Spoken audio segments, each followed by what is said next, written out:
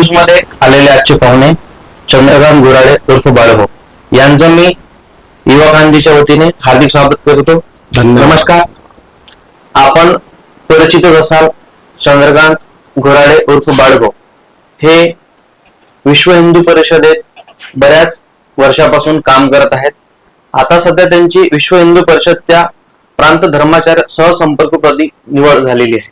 आपण त्यांच्याशी पुढील प्रवास आणि काही गप्पा जाणून घेणार आहोत आणि त्या भेटलेल्या पदाबद्दल त्यांच्याकडून अधिकाधिक माहिती जाणून घेण्याचा प्रयत्न करणार आहोत. नमस्कार बाळभाऊ.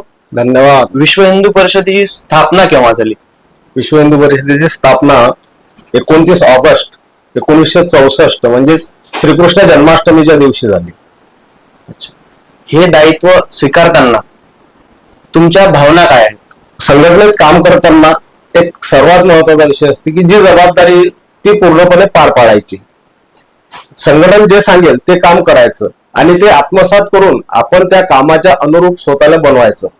जसं आज यावेळेस धर्माचार्य सहसंपर्क प्रमुख विदर्भ प्रांत ही जी जबाबदारी भेटली, कारण मी बोलताना दोन्ही वेळ बोललो की जी संघटनेने दिलेली जबाबदारी आहे ही पद नाही, त्याच्यामुळे जबाबदारी ही आपल्यांची स्वीकारल्या जात असते आणि ती जबाबदारी स्वीकारताना त्यासोबत येणारं कर्तव्य याचं निर्वहन करण्यासाठी आपण स्वतःला तयार करायचं असतं.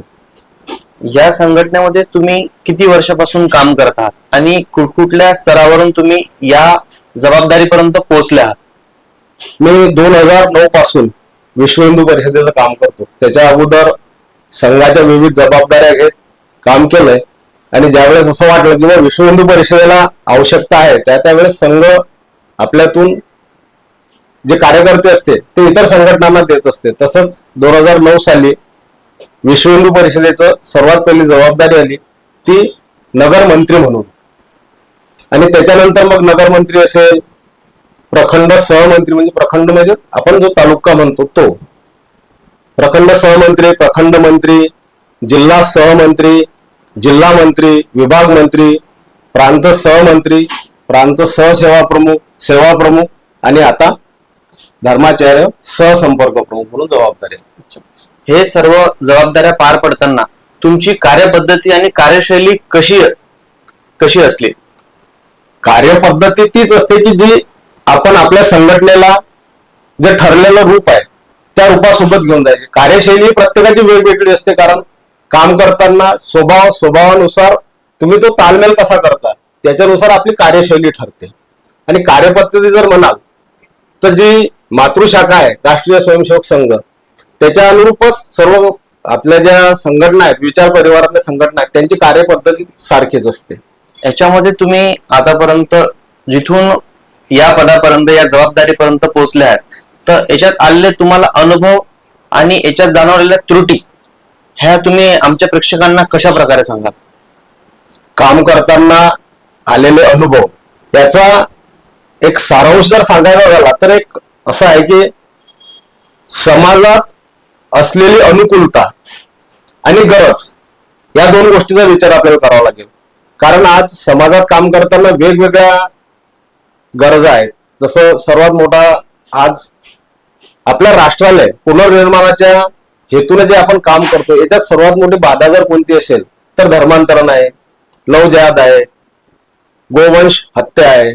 ह्या ज्या सर्व विषय आहेत या विषयांना घेऊन अधिक जागरूकता निर्माण करणे आणि ते काम करत असताना असं वाटतं की समाजात याच्याबद्दल आजही वेगवेगळ्या पद्धतीने जे भ्रम निर्माण केले जातात ते भ्रम आपण जनजागरणाच्या माध्यमातूनच दूर करू शकतो. पण तुम्ही जसं म्हटलं की अडचणी किंवा प्रतिसाद, तर प्रतिसाद म्हणसाल तर समाजात तुम्हाला स्वीकारण्याच्या पूर्ण मानसिकतेत आहे, पण आपण तिथपर्यंत पोहोचण्याची आवश्यकता आहे आणि आपण या गोष्टीत कमी पडतोय की आपण तिथपर्यंत पोहोचत नाही. समाज तुम्हाला स्वीकारण्यासाठी पूर्णतः तयार आहे, समाजाची स्वीकार्यता ही आहेच. म्हणून आज आपल्या देशातलं किंवा जगातलं वातावरण जे बदलते याचा अनुभव आपल्याला येतो. एवढ्या या भारत स्वतंत्र होऊन 1947 ला भारत स्वतंत्र झाला तेव्हापासून जी जर विचारसरणी आपण घेतली तर काही ठिकाणी धर्मांतराला विरोध होताना आपल्याला पाहायला मिळालाय. प्रत्येक ठिकाणी जर गेला, जसं पश्चिम बंगाल आहेत, काही काही राज्य असे आहेत भारतातले की जिथे हिंदूंवरील अत्याचार आहे किंवा मागच्या वेळेस एखाद्या धर्मांतराच्या गुरुला लाठीने मारहाण झाली, त्याच्याबद्दल आपलं मत काय?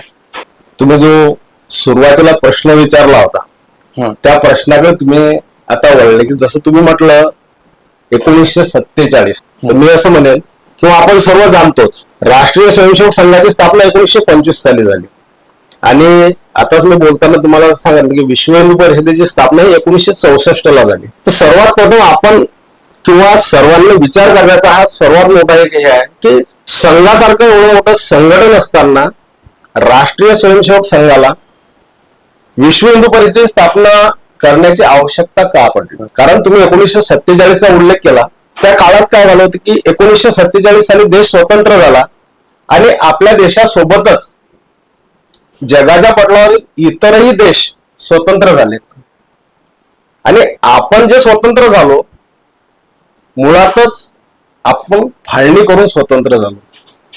आजही आपण 14 ऑगस्टला अखंड भारत संकल्प दिवस हा साजरा करतो, म्हणजे अखंड भारताचा आपण संकल्प करतो, आजही करतो. त्यावेळेस ज्यावेळेस भारताचे 2 तुकडे झाले, हिंदू राष्ट्र आणि मुस्लिम राष्ट्र. मुस्लिम राष्ट्र म्हणून पाकिस्तानाचा उदय झाला, पण भारत हा हिंदू राष्ट्र होता, आहे आणि राहील. त्यामुळे आपण त्याची उद्घोषणा नाही झाली. म्हणून जे इतर देश स्वतंत्र झाले ते आपल्याकडे अपेक्षेनं पाहत होते की भारत हा आमचा मोठा भाऊ आहे, मोठा देश आहे आणि तो आम्हाला मार्गदर्शन करेल, हिंदूंचं तत्वज्ञान जे आहे हे टिकून ठेवण्यास मदत होईल. पण झालं नेमकं उलट.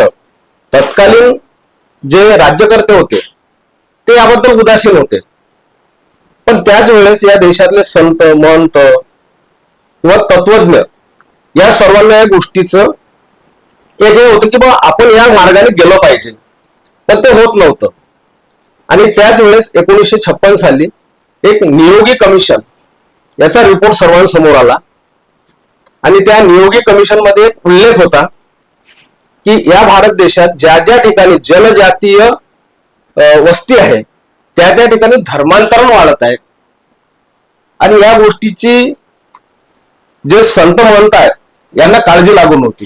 त्याच वेळेस 1961 ला त्रिनिदाद या देशाचं एक डेलिगेशन आपल्या देशात आलं आणि त्या डेलिगेशननं तत्कालीन प्रधानमंत्री यांच्या समोर हे सर्व हिंदूवर होणारे अन्याय अत्याचार आहेत विदेशात किंवा हिंदूंचं अस्तित्व संपवण्याचे जे प्रयत्न चालू आहेत याच्याबद्दल काळजी व्यक्त केली. त्यावेळेस सरकारने त्यांना असं म्हटलं की बाबा आम्ही याबद्दल काही करू शकत नाही, पण काही लोकांनी त्यांना सूचना केली की तुम्ही राष्ट्रीय स्वयंसेवक संघाचे पूजनीय सरसंघचालक गोळवलकर गुरुजी आहेत त्यांच्याशी या विषयावर चर्चा करा, तुमच्या शंकेचं समाधान किंवा तुमच्या काळजीचं निरसन हे नक्कीच होईल. त्यावेळेस ते पुन्हा येथे गुरुजींना भेटले आणि गुरुजींनी सांगितलं की राष्ट्रीय स्वयंसेवक संघ हा फक्त देशापुरतं काम करतोय, या भारत देशातल्या हिंदूंसाठी काम करतोय आणि तुम्ही जे बोलताय हे विश्वाचा विषय आहे, तर आपण याच्यावर नक्कीच विचार करू आणि तुम्ही जे आज काळजी आहे ही काळजी आम्ही दूर करण्याचा प्रयत्न करू. त्याच वेळेस आपले संघाचे एक प्रचारक होते दादासाहेब आपटे, हे पत्रकार होते आणि त्यांचं सुद्धा या कामाच्या निमित्तानं देश विदेशात फिरणं होत होतं. त्यांनी सुद्धा आपली शंका मांडली.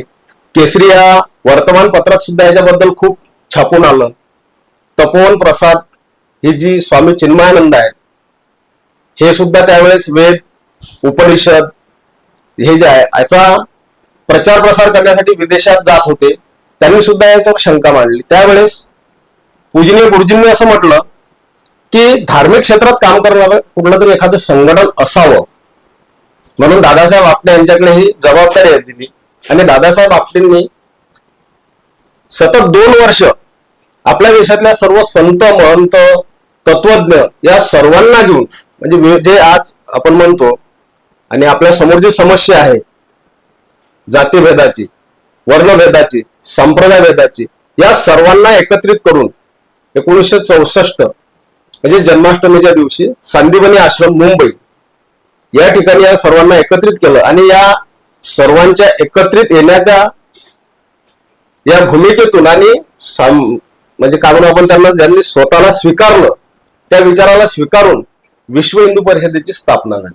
हा बऱ्याचशा लोक काय म्हणतात बोलताना विश्व हिंदू परिषद म्हणजे काय, पण विश्व हिंदू परिषद स्थापनच का झाली किंवा विश्व हिंदू परिषद स्थापनेची आवश्यकताच काय पडली हे सुद्धा आम्ही जाणून घेतलं पाहिजे. मला सांगा, ही जबाबदारी स्वीकारणार तुमच्याकडे कुठलं कुठलं दायित्व असणार आहे, कुठल्या कुठल्या जबाबदाऱ्या तुम्हाला पार पाडाव्या लागणार आणि तुमचं कार्यक्षेत्र कुठलं असेल? माझं कार्यक्षेत्र ज्यावेळेस हे जबाबदारी आली तर पूर्ण विदर्भ प्रांत, म्हणजे साध्या भाषेत जर म्हणायचं तर आपण म्हणतो ना आमगाव ते खामगाव, बरोबर, हा जो पूर्ण भाग आहे, या पूर्ण भागात पूजनीय धर्माचार्याशी संपर्क करणे आणि आजची जी गरज आहे, जी काळाची गरज आहे, याच्यावर त्यांच्याशी चर्चा करून त्यांच्या माध्यमातून समाज जागरणाचं काम विश्व हिंदू परिषद आता करणार. थोडासा एक वेगळा प्रश्न आहे की बऱ्याच ठिकाणी वक्फ बोर्डाकडे भरपूर अशा जागा आणि जमिनी आहेत, तशा विश्व हिंदू परिषदेकडे आहेत का?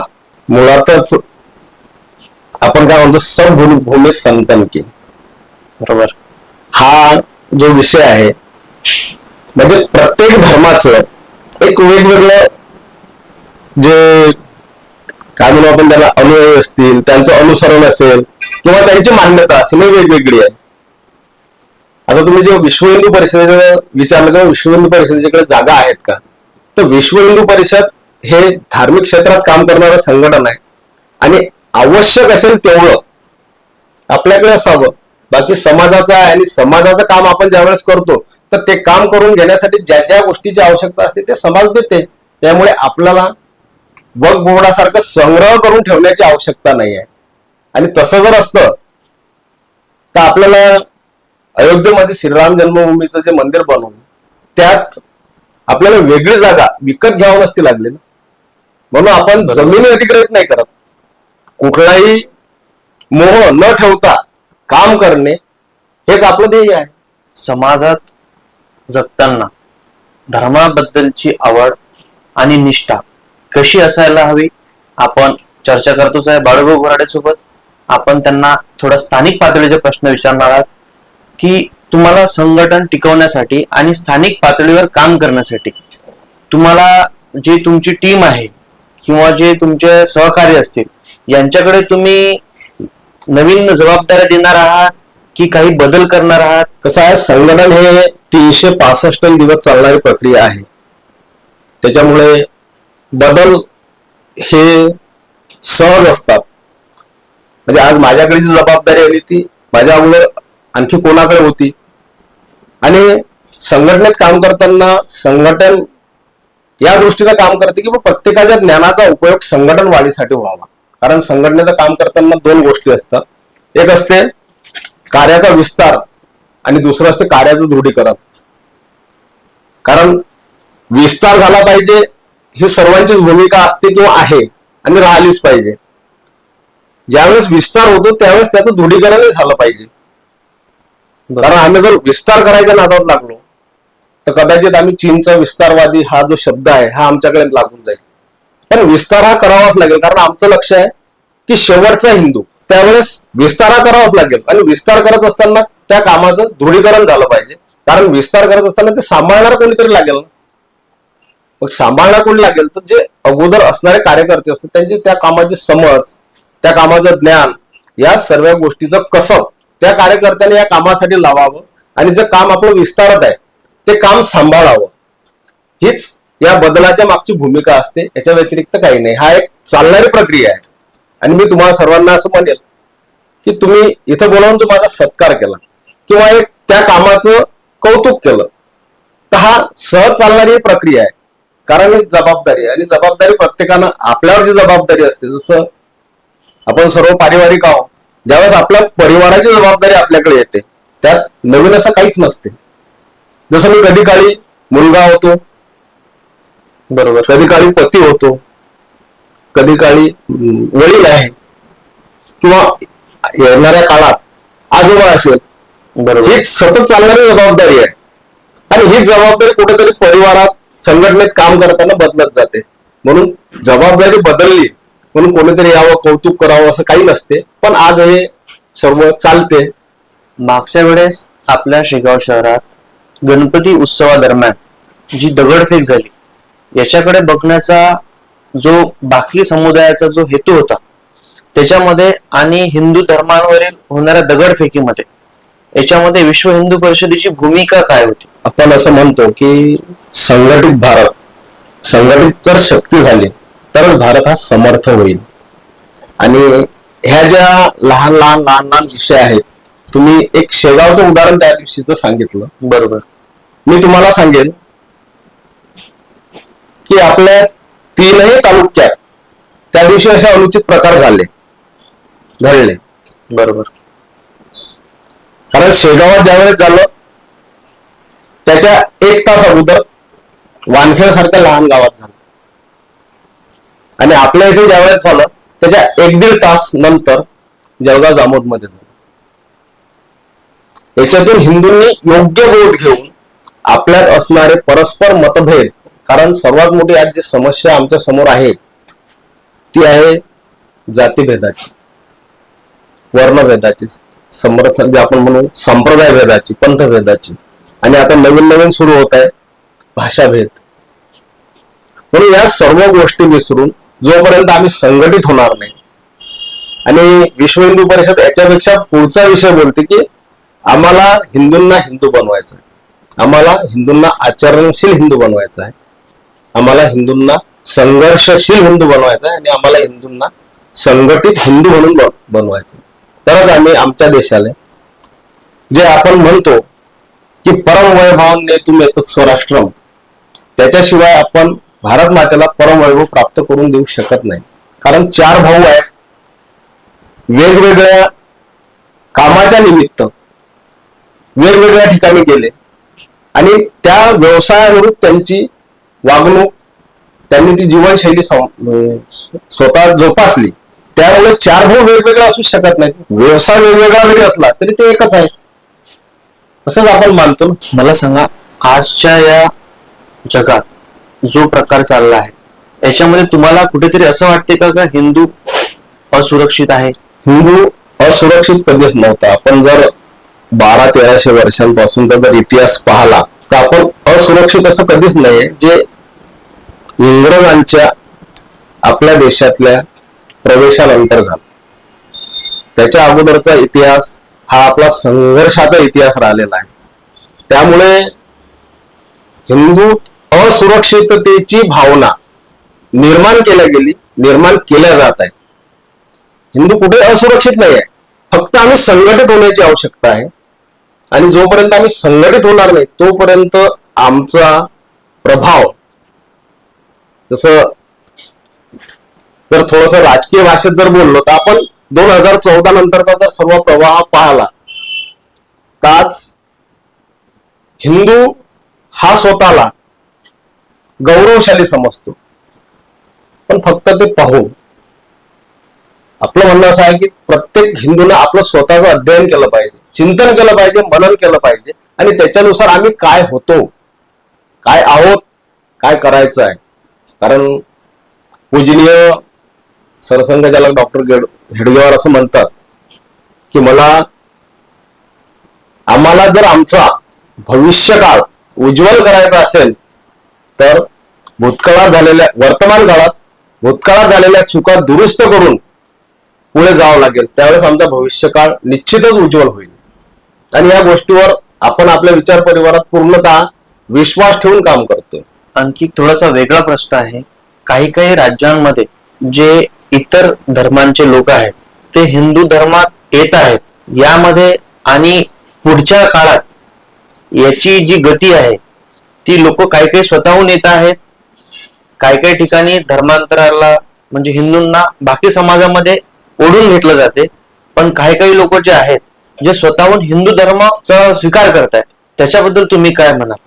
आमचे प्रेक्षक जाणून घेण्याच्या इच्छा आहेत तुमचे विचार. तुम्ही चांगला प्रश्न विचारला. याच्यावर मी एकच हिंदू म्हणजे काय, आणि आपण असं म्हणतो की हिंदू धर्म हा आज असा एक धर्म आहे की या धर्मात कुठलंही कोणावरही बंधन नाही. तुम्ही विश्व हिंदू परिषदेवर काम करतो, मी प्रभू श्रीरामचंद्रांची पूजा करावी असं माझ्यावर बंधन नाही, किंवा तुमच्यावर बंधन नाही, आणि कुठल्याही हिंदू समाजातल्या कुठल्याही व्यक्तीवर असं बंधन नाही की तुम्ही एकच जे आराध्य असेल त्याची पूजा करावी. त्याच्यामुळे हे एवढी मोकळीक आहे. बाकी धर्मांमध्ये ती नाही. हा एक भाग झाला. दुसरा भाग हा आहे की हिंदू धर्माला ज्या गोष्टींमध्ये अडकवण्याचा किंवा ज्या गोष्टींमध्ये फसवण्याचा प्रयत्न केला जातो तो असा आहे की हिंदू धर्माच्या चालीरीती, हिंदू धर्मातल्या काही जे कमी आहेत आपण नेहमी स्वीकारलं. जे आपले राष्ट्रपुरुष असतील त्यांनी ज्या ज्या वेळेस, जसं गौतम बुद्ध असतील, त्यांनी हिंदू धर्मातल्या काही त्रुटी दाखवल्या, त्या कमी केल्या, त्या आपण स्वीकारल्या. कारण आपण काय म्हणतो, हिंदू धर्म हा सदैव आचरणशील आहे आणि सदैव बदलत राहणार धर्म आहे. आपल्यात ज्या चुका आहेत त्या चुका दुरुस्त करून समोर चालणे एवढं आपण हे आहे. पण आपल्यात काय झालं की जे हिंदू तत्वज्ञान आहे याचा आम्ही कुठेतरी आम्हाला विसर पडला आणि जे कर्मकांड आहे त्यालाच आम्ही धर्म मानायला लागलो. ही आमची गफलत झाली. त्याच्यामुळे हिंदू धर्माबद्दल जे आज सर्वांनी विचार करून काम करण्याची आवश्यकता आहे ते आहे नेरेटिव्ह, म्हणजे संभ्रम किंवा विमर्श. या गोष्टी समजून घेऊन आम्ही कुठेतरी काम करण्याची आवश्यकता आहे. जसं आपण म्हणतो की राष्ट्र एक खूप मोठं कुटुंब आहे, पण या कुटुंबाची छोटी इकाई जी आहे ती परिवार आहे. आज कुठेतरी आमच्या परिवाराच्या मुळावर घात घालण्याचा परिणाम होतो. आज आपण एकीकडे असं म्हणतो की जनसंख्या नियंत्रण कानून आणावा. वाढत्या लोकसंख्येच्या अनुपाताचा जर विचार केला, कारण तुम्ही जे बोलले याच्यात ठराविकच लोकांची जी संख्या आहे ही वाढत आहे आणि हिंदूंची संख्या कमी होत आहे असं आज सगळीकडे दिसतं. याच्या मागचं कारण काय, तर आज हिंदूंची स्वतःच्या तत्वज्ञानाबद्दल असलेली अनास्था आणि समजून न घेण्याची प्रवृत्ती. आज दोन गोष्टी समाजात चालत आहेत. एक आहे DISK आणि एक आहे DINK. दोन गोष्टी आहेत जे मधल्या काळात एक विकृती आपल्या सर्वांच्या समोर आली की दोन पुरुष लग्न करतायत, दोन महिला लग्न करतायत. ही संस्कृती कधीच भारताची नव्हती किंवा भारताची नाहीच आणि संस्कृती संवर्धनाशिवाय चांगलं व्यवस्थित होणार नाही. म्हणून हा जो DISK आणि DINK हे जे विषय आहेत हे आम्ही सर्वांनी समजून घेतलं पाहिजे. कारण हे परिवार तोडण्यासाठी एक सर्वांच्या समोर जे शिक्षित आहेत, जे उच्चभ्रू स्वतःला समजतात, अशांमध्ये हे विमर्श शेड केल्या जात आहेत. DINK म्हणजेच काय, डबल इन्कम नो किड. नवरा बायको दोघे कमावत आहेत पण एक कॉन्ट्रॅक्ट आहे. आम्ही दोघांसाठी जीवन जगू पण नो किड्स. मुलगा होऊ देणार नाही. याच्यासोबतच दुसरा एक जो आहे की बा ठीक आहे, मग असं मान्यच होत नाहीये समाजात किंवा समोरची व्यक्ती मान्यच करत नाहीये, तर त्यावेळेस काय होते, DISK डबल इन्कम सिंगल किड. म्हणजे हे जे आहे हे विमर्श आता आम्हाला सर्वांना समोर येऊन जे समाजाची जी अपेक्षा आपल्याकडून आहे तर आपण हे समाजात हे विषय घेऊन जाऊन समाजाकडून हे सर्व करून घेणे ही जबाबदारी आहे. आणि हीच जबाबदारी आज धर्माचार्यांच्या माध्यमातून आपल्याला घेऊन जायची आहे. अशाच काही गोष्टीसाठी किंवा ज्या ज्या आवश्यक आहेत. आणि तुकाराम महाराजांनी म्हटलं होतं, भले तर देव काशेची लंगोटी, नाठाराच्या माती अनुकाठी. कारण आम्ही ज्यांना आमचं राष्ट्रपुरुष मानतो छत्रपती शिवाजी महाराज, त्यांना संतांनी मार्गदर्शन केलंय. रामदास स्वामी असतील किंवा तुकाराम महाराज असतील आणि त्यांच्या मार्गदर्शनावर हिंदवी स्वराज्य स्थापन झालं. म्हणून आज कुठेतरी संतांच्या माध्यमातून आपण हा विचार घेऊन समाजात जाणार आहोत. कारण समाजात आपल्यापेक्षा अधिकच मान्यता धर्माचार्यांना असते. आपण थोडं गोवंश बद्दल जाऊयात. गोवंश हत्या कायदा हा सरकारने जरी बंद केला असला तरी काही ठिकाणी गोवंश हत्या ही आपणास पाहायला मिळते किंवा दिसते. याच्यामध्ये विश्व हिंदू परिषद असो, बजरंग दल असो, हे नेहमी सक्रिय असतात. पण काही ठिकाणी अनावधानाने काही अशा ठिकाणी गोवंश हत्या होते, त्याच्याबद्दल तुम्ही काय म्हणाल? गोवंश हत्याबंदी हा जो विषय आहे सर्वप्रथम मला असं वाटतं की मी एक उदाहरण दिलं पाहिजे की जे लोक गोवंश हत्याबंदीचं समर्थन करतात त्यांनी थोडस मागच्या काळात जाऊन समजून घेतलं पाहिजे. करपात्री महाराज हे नाव ऐकलं असेल तुम्ही. हो, करपात्री महाराजांनी एक आंदोलन केलं होतं आणि ते आंदोलन संसदेपर्यंत पोहोचलं. ज्यांना आपण आयर्न लेडी म्हणतो, त्या स्वर्गीय इंदिराजी गांधी त्या पंतप्रधान होत्या आणि त्याच विचारसरणीचं सरकार होतं. करपात्री महाराजांनी आज हा देश आहे, महात्मा गांधींनी सुद्धा वेगवेगळ्या आंदोलना केल्या, आंदोलनाच्या माध्यमातून आपापल्या मागण्या मान्य करून घेतल्या. त्याच धर्तीवर करपात्री महाराजांनी सुद्धा आंदोलन केलं, ते संसदेपर्यंत पोहोचलं. त्यावेळेस त्या मागण्या मान्य करताना आंदोलन थोडं चिघळलं. त्यावेळेस तत्कालीन सरकारने गोळीबाराचे आदेश दिले. त्यात करपात्री महाराज यांचं बलिदान झालं या गोवंशासाठी. आणि त्यावेळेस त्यांचे शेवटचे शब्द होते की मी गोवंशासाठी केलेलं आंदोलन इथपर्यंत आलं आणि याच्यातून निश्चितच जनजागरण होईल, पण हे आंदोलन चिघळवण्याचा ज्यांनी प्रयत्न केला त्यांचा काय म्हणतो आपण त्यांना वंश, त्याच्यापुढे शब्द वापरणार नाही. आणि ते त्यांचे जे शब्द आहेत ते आज आपल्या सर्वांच्या समोर आहे की आम्ही कुठे होतो आणि आज कुठे आहोत हे त्यांनी विचार करावा.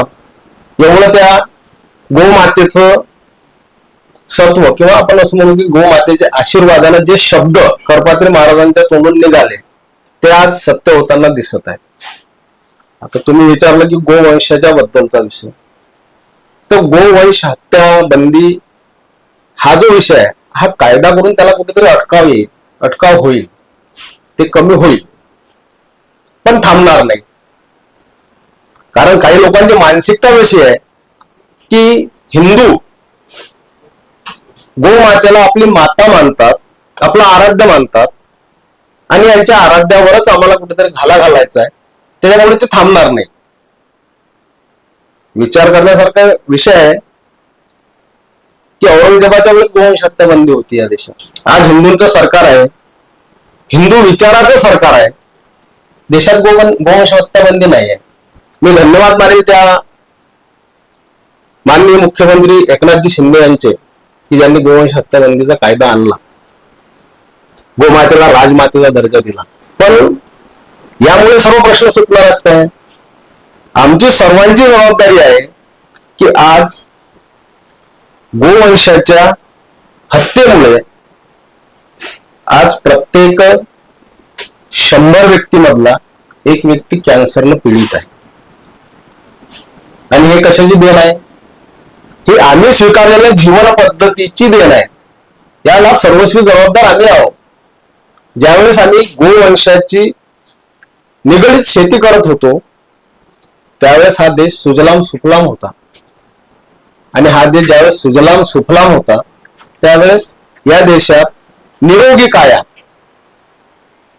तंदुरुस्त व्यक्ती असे सर्व दिसत होतं. सर्वदूर म्हणजे आपण काय म्हणू चित्र होतं. पण आज याच्या उलट आहे. आम्ही जेवढे पैसे कमावतो, जेवढे पैसे कमावण्यासाठी वेळ खर्च करतो त्याच्यापेक्षा अधिक पैसे आम्ही वेगवेगळ्या बिमाऱ्यांसाठी दवाखान्यात लावतो. मग ही जीवन पद्धती कुठे बदलली पाहिजे.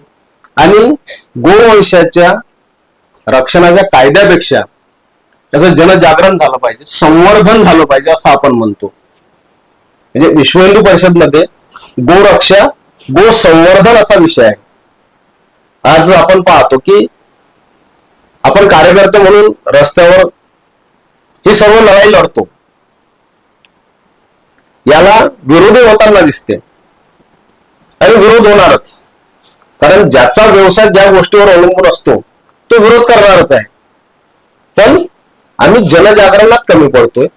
आम्ही जनजागरण केलं पाहिजे. ज्याप्रमाणे आमच्या हरिकथा, ज्याप्रमाणे आमच्या रामकथा ह्या होतात त्याप्रमाणे आमच्या वस्तींमध्ये गोकथा व्हायला पाहिजे. आज जे लोक गो पालन करतात त्या लोकांचा कुठेतरी सत्कार समारंभ झाला पाहिजे. किंवा निरोगी गोवंश याच्यासाठी स्पर्धा व्हायला पाहिजे.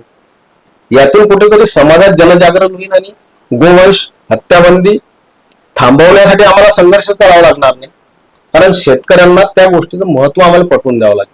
मागच्या काही काळामध्ये जम्मू काश्मीरमध्ये जे घडलं की ठरवून एका हिंदूला गोळ्या झाडण्यात आल्या, हे कुठेतरी भारत हा आज खूप स्वतंत्र होऊन भरपूर वर्ष झाले आहेत आणि 2014 पासून एखादी सरकार सत्तेत आहे आणि एवढेही कडक निर्बंध असताना आतंकवादी येऊन एखाद्याला धर्म विचारून त्याच्यावर गोळ्या झाडतात.